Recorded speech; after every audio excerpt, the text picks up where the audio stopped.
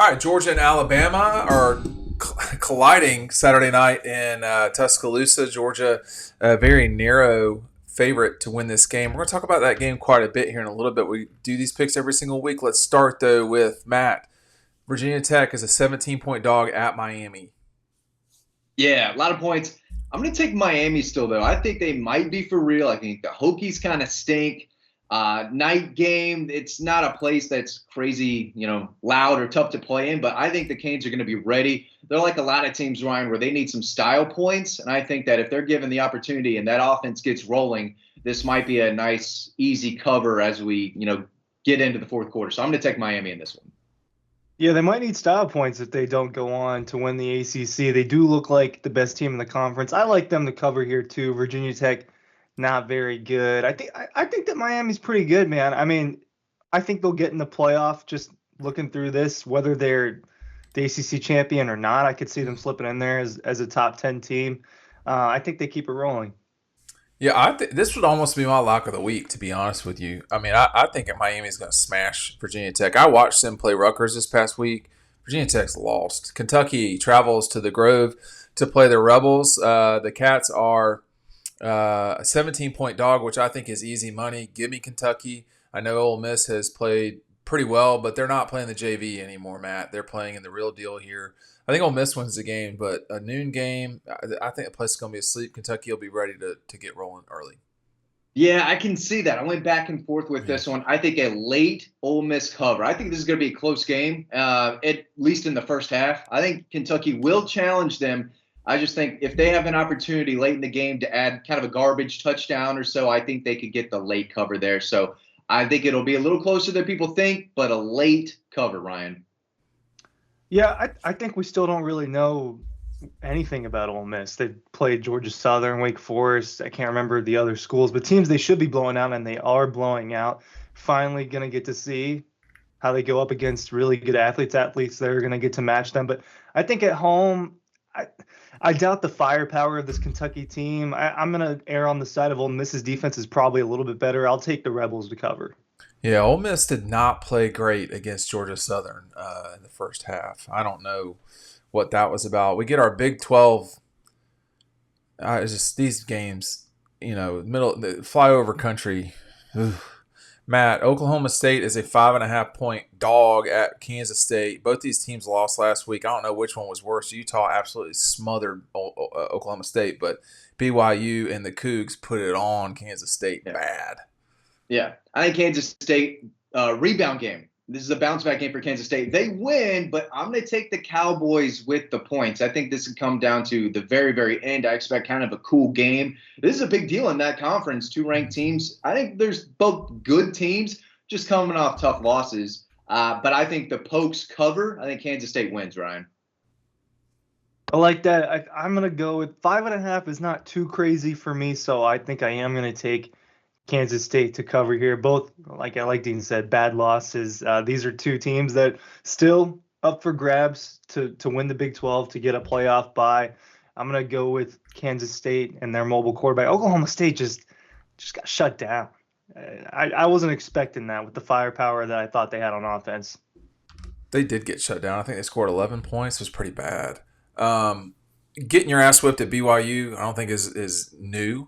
It's not great, but I got Kansas State in this game. That's an 11 o'clock local. If you like streaming, then you're going to have it for this next one. Louisville is a 5-point dog at Notre Dame. I'm back and forth on this one. I do not like Notre Dame at all. Louisville really had a giant fight with Georgia Tech before pushing that thing out. I'll take Louisville. I think they're probably the best or second. To me, they are better than Notre Dame. But this game being on the road, I'm not in love with it.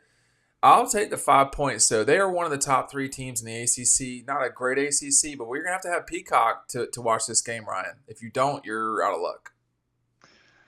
Yeah, I think I do have Peacock. I can't keep up with it at this point. All the subscriptions and all the apps. The only subscription you need is Dog Post. You can get it today for $1. The link is down below.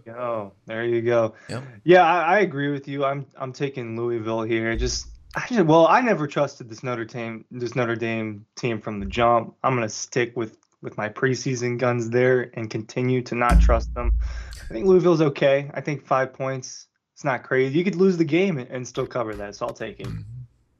Yeah, I'm going to mix it up. I'm going to take Notre Dame to win by a touchdown. I think they're playing a little better. Louisville could not run the ball against Georgia Tech. I know Georgia Tech has improved on the defensive line, but that's scary. On the road, I think Notre Dame puts it together. Could be a 4-quarter game, but I think in the end, Notre Dame wins by a touchdown, so I think they'll cover the spread there. All right.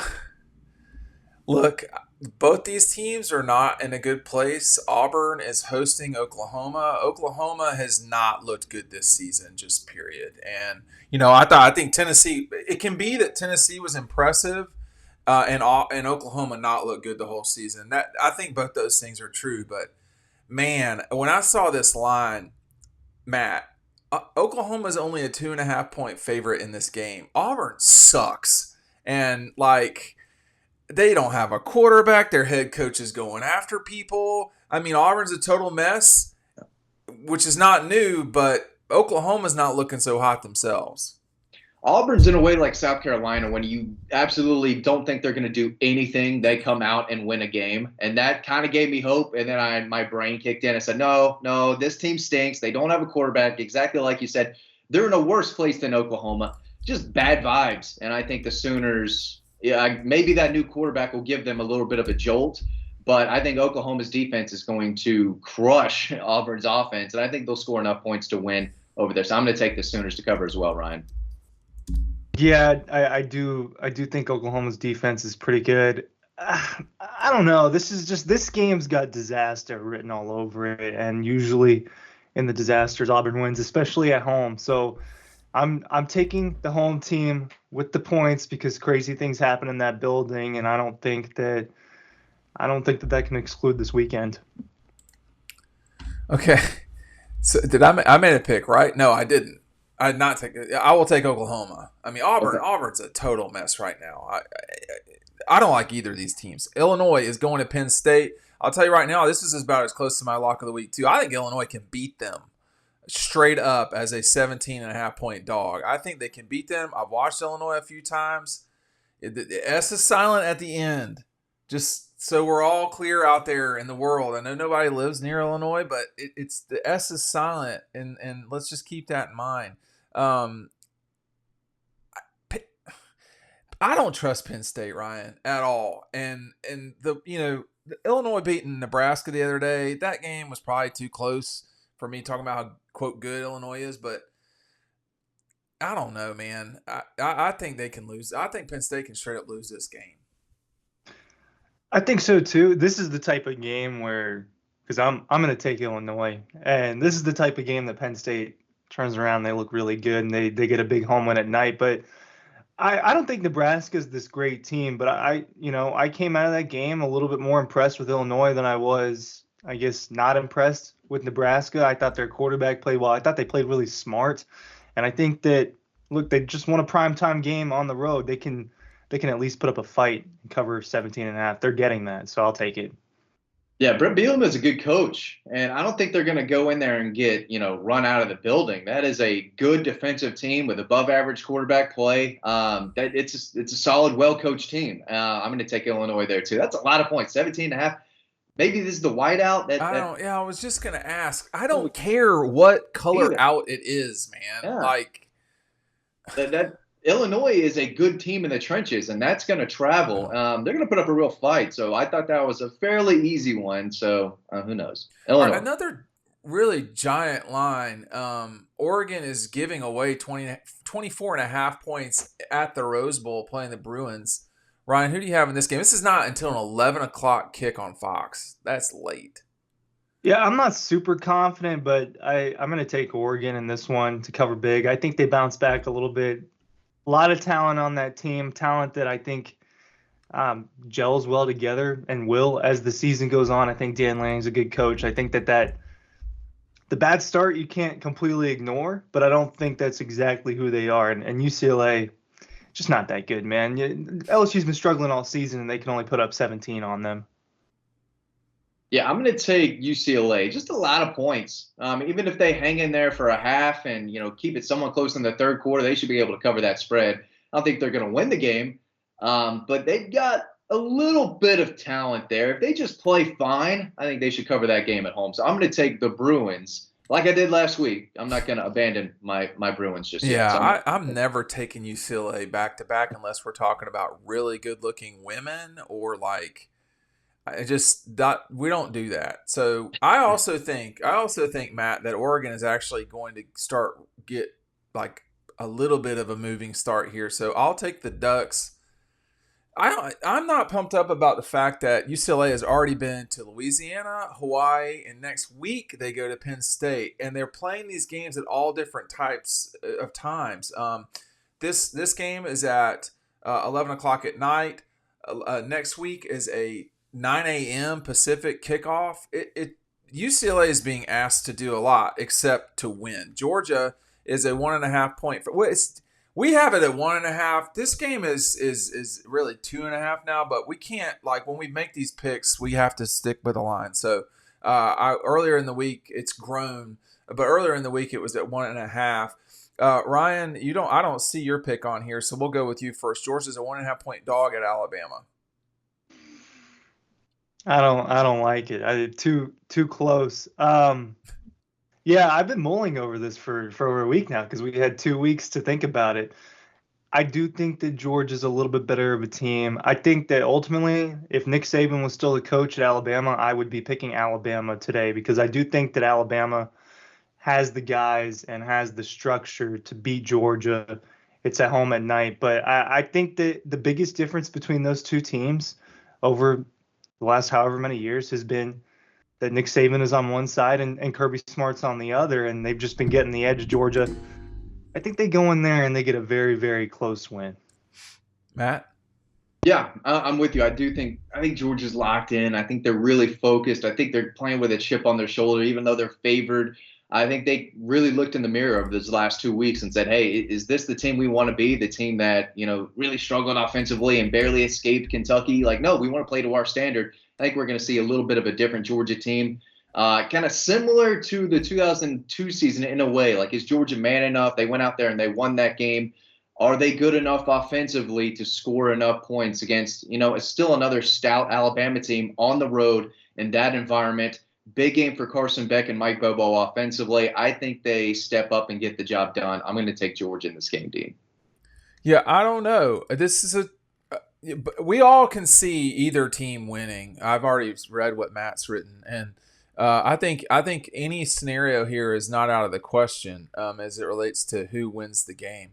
But we have to pick, and I'll take Georgia. I'm not pumped up that we're all three taking Georgia. I will say that, but most of this time I was leaning Bama for most of this time. I could understand. I totally understand why people would pick Alabama. I mean, we don't have to stop talking about this. This is the biggest game of the season so far. I mean, Georgia still has Texas. They have a Tennessee team that is certainly playing well, if not surging. But I think, to me, a little bit what's happened here is there's been such reaction to the way that Georgia played against Kentucky that the pendulum swung from Urban Meyer saying they have no weaknesses and the whole world anointing Georgia as the national champion after destroying Clemson to they're not going to beat Alabama after the way they played against Kentucky. I'm very curious to see this game. It's not a must-win for either team. Both teams have a challenging schedule from here on out with Tennessee, both of them, Georgia with Texas. If you want to say LSU, although I don't think LSU is on the same level. But I think, for me, I just think Georgia's better. Now, I thought they were better in Atlanta too, and they lost. So they can talk all they want about, talking about Georgia, about how they remember that game and all this stuff. That doesn't mean anything when they kick the ball off, Matt. Georgia's going to have to actually go out and do it. That's not the same as, the glow of being number one.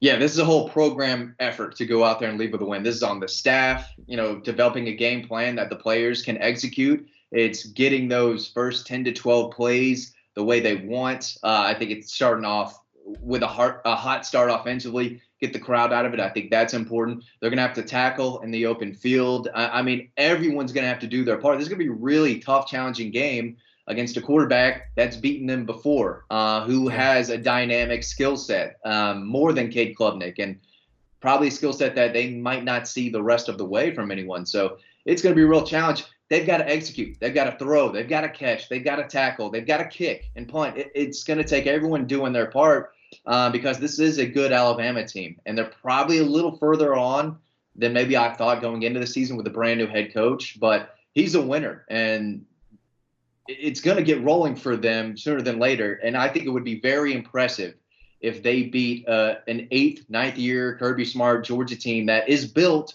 to win big games on the road against big programs. I mean, Georgia's at the top right now, and they should be able to beat anyone anywhere, right? If they are the number one program in the country, and they have a chance to show everyone, hey, it's still us. We're still top dogs. We just went into Tuscaloosa and won a game that not many people are picking Georgia right now. From a national expert standpoint, everywhere I look, looks like more people expect Alabama to win this game. So if you're Georgia, you do have a real opportunity now, Kirby, to say, not a lot of people are expecting us to win, right? They're not in that position often, but they can go with a different mentality into this game. And I think they're going to be ready for it, and I expect them to play a lot better than they did against Kentucky. The stakes are high, and I think they're going to be ready for the challenge. Yeah, I think that the weather could be a factor here, right? I mean, yeah. So I think that would favor Bama in this case with the home crowd and the personnel that they have with Jalen Milroe. That would, you don't really want it to turn. It's already going to be an RPO style offense. You got to stop all game, but you don't want it to be just that. And that's one of the best teams when it comes to that. But I think that I don't understand why the national media, and I guess just people across the country, didn't freak out after the South Florida game. They just didn't. Why? Because there's a lot of box score watchers out there, and they saw 40-something to, 17, 16, something like that. I think it was 15 or 16. It was a something weird like score. That. But this was a game that it was only, I don't remember. I can't remember the exact scores, but this was a game where they were neck and neck. Alabama was up 5 with about 6 minutes to go in the game.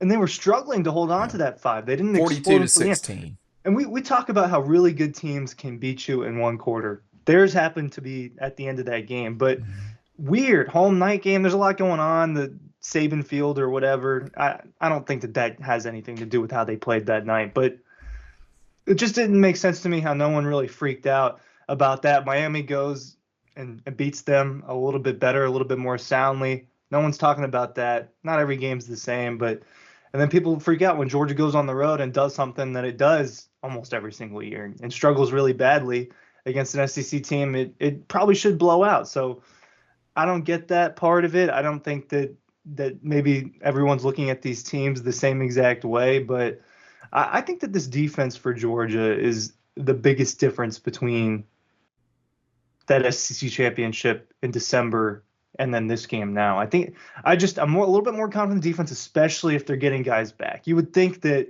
they're going to do what it takes to get a Micah Williams in a game like this where they've got to play Jalen Milroe. It sounds to me that Warren Brinson is going to play and that Jordan Hall will have a chance to play. So I think when you add all that in, I do think that Georgia's front seven has improved from last year, and that's the biggest thing, right? With defending a team like this. Now the secondary, if Jalen Milroe does have time, what's going to happen is he's going to run around and make plays that, like you've seen over and over again against these really good teams in really big games. But I think that Georgia's front seven plays improved, and I think that you should notice that in this matchup. Well, Georgia's offense is going to have to actually execute in a way that they did not against Kentucky. I think they did execute against Clemson and Tennessee Tech. I mean, the Clemson game was they were moving the ball. They scored twice in the first quarter, or in the first half. I don't think it was unbelievable, but it was a difficult football game. I think Alabama's had one difficult football game. That was against South Florida. South Florida played pretty well against Miami this past weekend too. So South Florida's not bad, but when you're kicking a 22-yard field goal with 6 minutes to go in the game a 22-yard field goal, I mean, you could have scored a touchdown to tie the game there with 6 minutes to go, and people would have been in a full panic. That's not what happened. They kicked a field goal, and then I think the next drive, Alabama essentially won the game. I had no doubt about who was going to win that game, same way I didn't have any doubt who was going to win the Wisconsin-Alabama game. I have plenty of doubt about this game. I don't know. But I don't, I think that here's the thing, and I'll close with this. If you're Georgia, these are the sort of games you should win. Now, it doesn't mean you will, but these are the sort of games that if you're paying your head coach $13 million, if your quarterback is the best quarterback in the country or the number one NFL prospect, if your offensive line is supposed to be as good as everyone says, if your defensive line if your defense has, quasi first rounders, certainly on the defensive line and in the secondary and very possibly at linebacker, the other team's got really good players too. But if you are supposed to be national champions, this is sort of game that it shouldn't be shocking if Georgia wins. I've got Georgia winning. They should win narrowly, but let's just see what happens. This is not a make or break game for either team, but if you're Kirby, I think there is implied pressure for Kirby Smart specifically about this game. And, if he's the best coach in college football, all he has to do on Saturday night is go win to prove that. Thanks for watching. We'll see you on the next video.